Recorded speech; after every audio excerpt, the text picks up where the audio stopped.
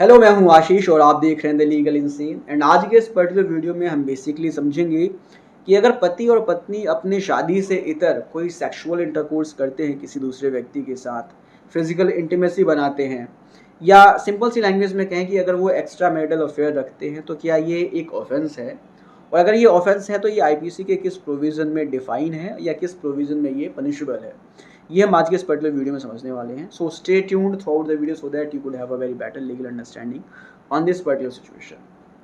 So basically जो अपना ये वीडियो होगा वो दो पार्ट में डिवाइडेड होगा। पहले पार्ट में हम समझेंगे कि अगर पति कोई ऐसा एक्ट कर रहा है, अगर पति किसी दूसरी महिला के साथ सेक्सुअल इंटरकोर्स कर रहा है, फिजिकल इंटीमेसी बना रहा है, या एक्स्ट्रा मैरिटल अफेयर रख रहा है, तो वो किस तरह का ऑफेंस कर रहा है और वो कैसे जो है पनिशेबल है, आईपीसी के किस प्रोविज़न में उसको पनिशमेंट मिल सकती है। और दूसरे पार्ट में हम समझेंगे कि अगर यही काम पत्नी कर रही है, अगर पत्नी किसी दूसरे व्यक्ति के साथ सेक्सुअल इंटरकोर्स में इन्वॉल्व है, या अगर वो फिजिकल इंटीमेसी कर रही है, या अगर वो एक्स्ट्रा मैरिटल अफेयर रख रही है किसी दूसरे व्यक्ति के साथ, तो आईपीसी के किस प्रोविज़न में उसको पनिशमेंट मिल सकती है। सो इस तरह से दोनों पार्ट में हम इस वीडियो को समझेंगे। तो चलिए सबसे पहले हम स्टार्ट करते हैं पहले पार्ट को ही। पहले पार्ट में हम समझते हैं कि अगर पति कोई ऐसा एक्ट कर रहा है, अगर पति किसी दूसरी महिला के साथ सेक्सुअल इंटरकोर्स कर रहा है, फिजिकल इंटीमेसी बना रहा है, या सिंपल सी लैंग्वेज में कि अगर वो एक्स्ट्रा मैरिटल अफेयर रख रहा है, तो क्या ये एक तरीके से ऑफेंस है?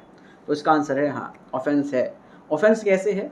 बेसिकली इस तरह का कोई भी एक्ट जो है पति का, वो एक तरीके से मेंटल क्रूएलिटी क्रिएट करता है पत्नी के ऊपर।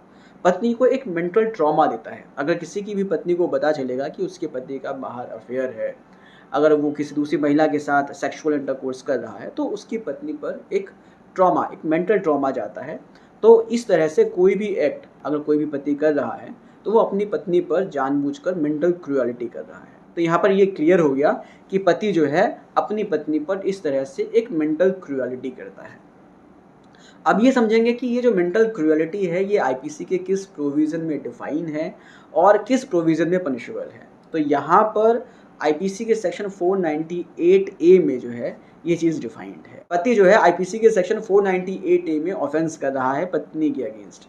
लेकिन अब यहाँ पर कुछ लोग कहेंगे कि सेक्शन 498 ए तो दहेज के लिए है। अगर दहेज के लिए क्रूएलिटी हो रही है तो सेक्शन 498 ए कवर होता है। तो इसका आंसर है नहीं। सेक्शन 498 ए बेसिकली हर तरह के एक्ट को कवर करता है जिससे पत्नी पर क्रूएलिटी होती है। अब ये क्रूएलिटी मेंटल भी हो सकती है, फिजिकल भी हो सकती है। सेक्शन 498 में क्लियरली डिफाइन है कि कोई भी ऐसा एक्ट पति का या पति के किसी भी रिलेटिव का जिससे पत्नी जो है अपनी लाइफ को डेंजर में डाल दे, या सुसाइड कमिट कर ले, या उसकी लाइफ, लिम्ब या हेल्थ को खतरा हो जाए, चाहे वो फिजिकली हो या चाहे मेंटली हो। तो इस तरह से अगर कोई भी एक्ट हो रहा है तो वो एक क्रूएलिटी है और पत्नी पर जो है वो क्रूएलिटी कर रहा है।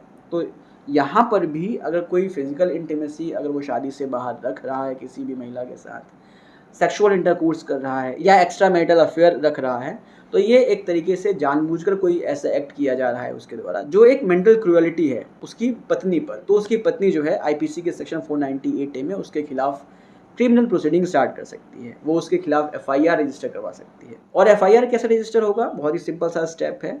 पत्नी जो है महिला थाना या विमेन सेल में अप्रोच कर सकती है, एक रिटर्न कंप्लेंट दे सकती है अपने पति के खिलाफ, और फिर उस कंप्लेंट के आधार पर पति के अगेंस्ट एक एफआईआर रजिस्टर हो सकती है मेंटल क्रूएलिटी पर।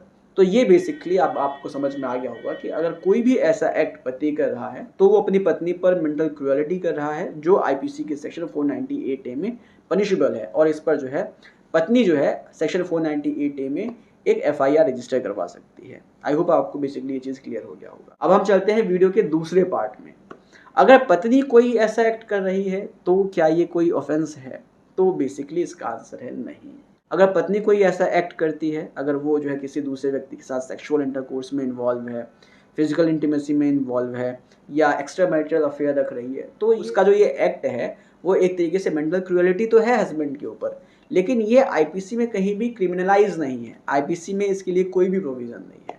मतलब कि अगर पति कोई ऐसा एक्ट कर रहा है तो ये मेंटल क्रूएलिटी पत्नी पर है और वो सेक्शन 498 ए में पनिशेबल भी है। लेकिन अगर पत्नी कोई ऐसा एक्ट कर रही है तो वो मेंटल क्रूएलिटी तो कर रही है, लेकिन आईपीसी में कोई प्रोविज़न नहीं है इसके रिगार्डिंग कि पति जो है उसके खिलाफ कोई लीगल एक्शन ले सके, कोई क्रिमिनल केस फाइल कर सके या कोई एफआईआर रजिस्टर करवा सके। लेकिन इसके अलावा पति के पास एक दूसरा ऑप्शन जरूर है, वो हिंदू मैरिज एक्ट के सेक्शन 13 में मेंटल क्रुएलिटी के आधार पर उस पत्नी से जो है डाइवोर्स ले सकता है। पत्नी भी ले सकती है, अगर पति कोई ऐसा एक्ट कर रहा है तो पत्नी क्रिमिनल प्रोसीडिंग में स्टार्ट कर सकती है और डाइवोर्स भी ले सकती है। लेकिन पति जो है सिर्फ डाइवोर्स ले सकता है, वो कोई क्रिमिनल प्रोसीडिंग स्टार्ट नहीं कर सकता है। सो आई होप आपको बेसिकली ये चीज़ें क्लियर हो गई होंगी कि अगर शादी से इतर पति एक्स्ट्रा मैरिटल अफेयर रखता है तो पत्नी उसके खिलाफ आईपीसी के सेक्शन 498A में क्रिमिनल केस स्टार्ट कर सकती है, एफआईआर रजिस्टर करवा सकती है और हिंदू मैरिज एक्ट में डाइवोर्स भी ले सकती है सेक्शन 13 में। लेकिन अगर पत्नी कोई ऐसा एक्ट कर रही है तो पति सिर्फ जो है डाइवोर्स ले सकता है, कोई क्रिमिनल प्रोसीडिंग स्टार्ट नहीं कर सकता। सो आई होप आपको वीडियो इन्फॉर्मेटिव लगी होगी। मिलते हैं नेक्स्ट वीडियो में। Take care, bye bye.